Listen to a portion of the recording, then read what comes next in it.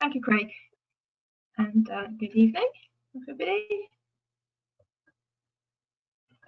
Thank you very much to everybody that's joining us tonight, and thank you for the invitation to talk about OPA. Now, I could talk about OPA for hours and hours, but since I've just got 15 minutes, I'm going to start with an introduction briefly, and then go on to tell you about a piece of recent research work we've been doing that's very relevant to control of OPA. Okay, so first of all, let's start with how much of a problem is OPA. Actually, we don't know, and this is probably one of the reasons, is that it very often goes unrecognized, and even flocks that do know they've got it very often would not admit to it. So that makes it very difficult to know exactly how much OPA is out there. Now, if we look at data from the veterinary investigation centres, from postmortems that they've done, they would predict that something like 1 in 100,000 sheep in the UK have it, and that's from all across the areas of the UK that have sheep. Whereas from the research that we've done, including abattoir studies and questionnaires and the work we're doing at the moment on farms, we'd say it's probably a lot nearer 1 in 1,000 sheep. And yes, it's not just confined to the UK, it's definitely a problem in Ireland, and I'm not sure if you have the same problems of being unrecognised or unreported, but certainly there is a problem. So OPA stands for Ovine Pulmonary Adenomatosis, i.e. sheep lung cancer, and it's an infectious lung cancer of sheep. And it appears as, firstly, as loss of condition, and then difficulty keeping up when the flocks are moved, and increased respiratory effort at rest. So as you see with this guy in the middle here, he's standing puffing when he's just standing still. So that's an advanced clinical case of OPA. Occasionally you see coughing, as in these guys here, but that's definitely not only an OPA. Very often coughing is more likely to be pneumonia rather than OPA. And one of the things I should say is once you start to see clinical signs of OPA like this, they're really in the advanced stages and they tend to die within days to weeks. So the kindest thing is once you recognise the disease is to put them down, because they're always going to die anyway.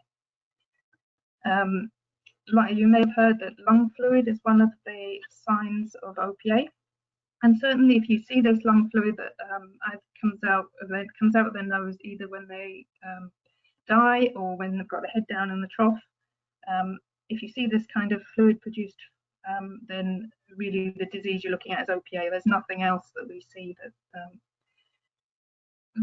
that would cause that. But be aware that a large number of only a small proportion of the animals with clinical OPA do actually produce noticeable lung fluid. So this is what the lungs look like. I guess it doesn't take a genius to work out which of these is the diseased lung and which is the normal lung. As you can see, the lung on the right is nice and small, and if you're able to feel it, it's soft and squishy, whereas the lung on the left is very large, doesn't collapse when it's taken out.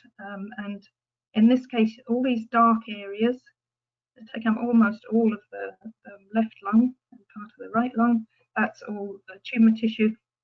And this poor beast was running only on a small area of useful lung.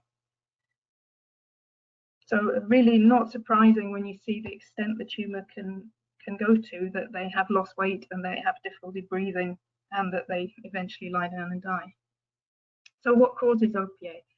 It's caused by a virus called Yagsitti sheep retrovirus, which we now know a great deal about. We basically know all the sequence of it and what each bit of it does.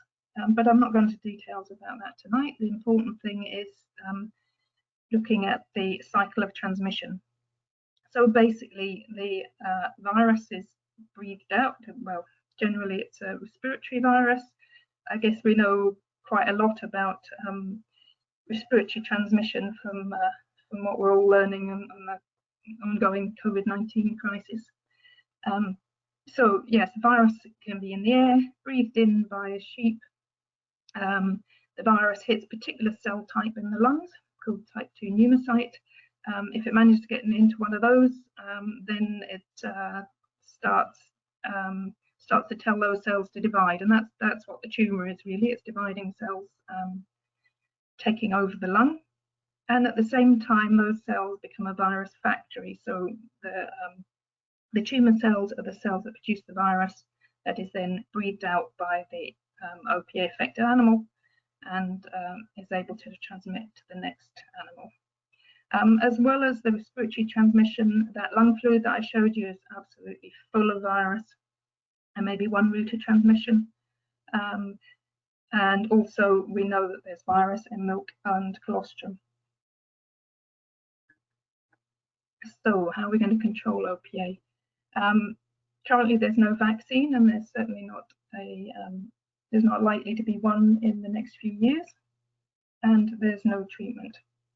So we're actually, control is going to depend on preventing the spread of infection. So to do that, what we need to do is identify the sheep with the tumour that are producing virus and take them out of the equation. So we need to cull affected animals. The problem is that it's very difficult to diagnose early or preclinical OPA. For example, if you look at the lung in the middle, this area here on the right is tumour. That's probably 4 inches, about 10 centimetres big. But you wouldn't be able to tell from looking at that animal that it had the tumour. However, we know that these tumour cells are making virus. So this animal is a risk to the flock, even though it may be a while before the tumour advances to clinical OPA. So how are we going to find those preclinical animals? As I already said, veterinary examination and the wheelbarrow test, which means looking for lung fluid, those are only appropriate in advanced cases.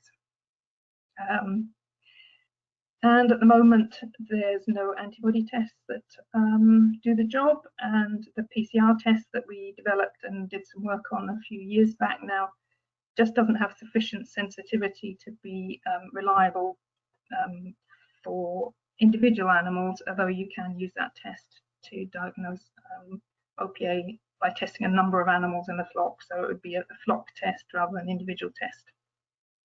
So because we'd kind of hit a brick wall with those tests, I was persuaded by a guy called Phil Scott, who was at the Edinburgh Vet School, to have a go at ultrasound. And we started off simply by, can we reliably diagnose OPA using ultrasound scanning? And indeed we found we could. So how does it work? The ultrasound scanner is pretty much the same as the one you would use for looking for how many lambs there are, except they're slightly different head, and the head goes in under the elbow, behind the elbow on the woolless area of the sheep, and therefore is able to look at the ventral part of the lung, so the bottom part of the lung in the standing sheep. And that's usually where the tumour starts to develop, so that's okay.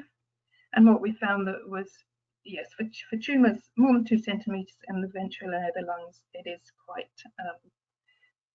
reliable. So we went on to start a research programme that we've now been doing for more than 5 years of doing whole flock scanning for test and cull. The aim, of course, is to identify and take out sheep before OPA advances in order to reduce the incidence of OPA year on year.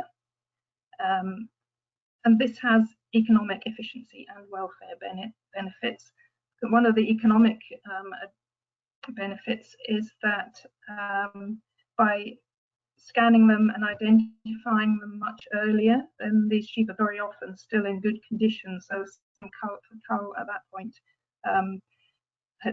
they're worth a lot more money, rather than them staying and developing clinical disease and basically being worth nothing and or costing you for the knacker man to take them away. So yeah, I'm not going to go into too much detail about exactly how it works on the farm. I'm just going to briefly show you a few seconds of a video, and you can see some work on the farm. the heart and the lung. Scan the lung surface at each rib space, and then turn the ship around and do exactly the same on the other side. The tumours can be any size from, say, a sugar cube to half the lung. So spotting advanced cases is relatively simple. Detecting much earlier cases is more difficult, but okay, so as you saw there, they come into the pen, they're scanned one side, turned around and scanned the other side. And the reason we always do both sides is sometimes it's one side, sometimes the other, and in more advanced cases, it's often on both. And using that system there with a quite high level of manpower, Phil can scan up to 120 sheep per hour. We also sometimes use a crate, and I know one of the vets that's doing a lot of work in Northern Ireland on scanning, he uses a clamp crate, which seems to work quite well. But anyway, so using that system, Phil has scanned thousands and thousands of sheep now, and I have post-mortemed many of the ones that came up positive and quite a lot of negatives as well, so that we could work out the efficacy of on-farm ultrasound scanning. And it turns out the sensitivity is really pretty good, misses very few positives at more than 1 centimetre, and the specificity is pretty good as well. Positive diagnosis is usually correct, but there are cases where other lung diseases can be mistaken for OPA, and that the scanning really just shows solid areas of lung. So it does need some additional veterinary input to work out what's going on there. So I think that's why it's also important to note that sensitivity and specificity depends on the experience and training of the vet doing the scanning. There's some who've done a lot now, and there's more that are just getting into it, and some that have done none so far. So to take that into account. And also it will depend on the other lung diseases present in the flock. So this is the important figure, I guess. This is results of the test and cull. Let me just talk you through this because it's quite a complicated graph here. So each of the letters is the code number for a different farm, and up the side we have the proportion of animals that were positive positive for OPA in the scanning. And then each different bar is a different colour is a different scanning event. So sometimes they were done every 6 months, some of them have been done yearly, some of them have been done 6 monthly, and then a gap to a year, or whatever. So first thing to note is some flocks start with a much higher proportion of positives than others. The majority of flocks that think they have a problem with OPA when the first time they're scanned are somewhere between 1 and 2% positive. There are some that are less, and there's some, like this farm here, that actually that believed it had a problem with OPA. In fact, we confirmed OPA in the flock the year before it was signed up to this project, and since then they have had no positives at all, and also had post-mortems done to prove that they were not positive. Whereas other ones you can see started higher, and the general trend is a downward trend. So I think the importance of this is that if you can take a flock that's losing 3% a year down to 1% a year, although we maybe haven't got rid of it completely, you're still chipping away at improving profit margins as well as improving the welfare of the flock. And as well as the number of OPA cases going down, we tend to also see that the pneumonias go down in the flocks as the numbers reduce.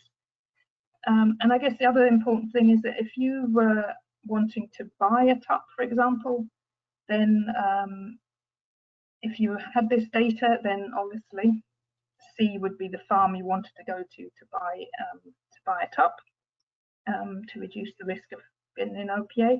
But if they didn't have the genetics you wanted, then clearly going to a flock that has reduced its OPA risk is still better than buying from them a few years ago when they had many more cases. So we'd said ultrasound scanning for OPA is useful, but as you see, it's not perfect. We haven't got them all down to 0, and it's kind of a long-term thing. So it's important to understand what the ultrasound result means. As I said, a negative scan is not a guarantee that sheep doesn't have early OPA. We can only find tumours that are large enough and in the right area. So we can't guarantee a negative scan doesn't have early OPA. We definitely can't guarantee that the animal doesn't have JSIV infection, but hasn't developed tumour yet. However, as we showed you, repeated test and cull does reduce the prevalence of OPA. But I think it's also important to note that all sheep should be scanned, not just the sale sheep. I know that in some cases, farms are maybe just getting their for sale gimmers scanned, or just their for sale tops, but really they should be scanning the whole flock, so you're getting at the you're getting to the root of the problem rather than just short term. So if you have OPA in your flock, then it's definitely worth discussing whether ultrasound scanning is an option and weighing up the benefits and challenges. So as I already mentioned, there's economic benefits of not losing so many, especially if you're a breeder of tops and so on, then it's good for your reputation to reduce the chances of selling animals with the disease, and of course the welfare and carbon footprint. As far as challenges, it is fairly expensive, not just the vet costs, but also the time that it takes to do the work and the extra staff you need to do it efficiently. As I say, it's a long-term. It has to be a long-term effort, not just a one-off. Otherwise, you're wasting your time. And as you saw from the graph, the efficacy is variable. It may go up and down a little bit before it gets better. And finding a vet with experience in the technique is still something that has to happen. So there's still things you can do if you decide against ultrasound scanning. Definitely should cull as soon as possible as seeing any symptoms at all, which probably means you're culling out things that are thin or puffing for other reasons, but that's fine as long as you're taking out the OPA ones and reducing the spread within the flock. You should also not keep lambs from OPA ewes. And really, if you've got a ewe with OPA, there's no point waiting for her to lamb and trying to keep them. She should just be put down as soon as possible. And because it's a respiratory disease, anything that causes the sheep to crowd, for example, indoor housing, use of troughs and so on, they're all going to facilitate the spread of the virus. So it should be avoided if possible, but of course it's not always possible. And if you don't have OPA in your flock, then fantastic. And you should have a discussion with your vet about how to avoid buying it in, and possibly also discuss with anybody you're thinking about buying sheep from about what they've done about OPA. So what next? So our aim is to work with the various bodies towards an OPA assurance scheme to identify low-risk flocks from which to purchase breeding stock, with the idea being that they would be worth a little bit more than ones that weren't in such a scheme. And the evidence, it could be from ultrasound scanning. For example, multiple years of whole flock negative scan are pretty good evidence that the flock doesn't have it. Or it could be from post-mortem data, perhaps submitting a number of animals every year. Or in the future, now that our sheep have electronic ear tags, it should be possible in the future to use abattoir data to be able to track OPA in flocks. But at the moment, that's not possible because they go through in batches rather than individuals. So we know there's more to do, but we are at least making progress towards control of OPA, which is reassuring. So thank you for listening, and I think we'll be taking questions at the end. I should say that The video we made about on-farm scanning is available on YouTube, and actually the easiest way to find it is just to Google Morden YouTube and OPA. Okay, so that's me, and I'll hand over to the next person in the list.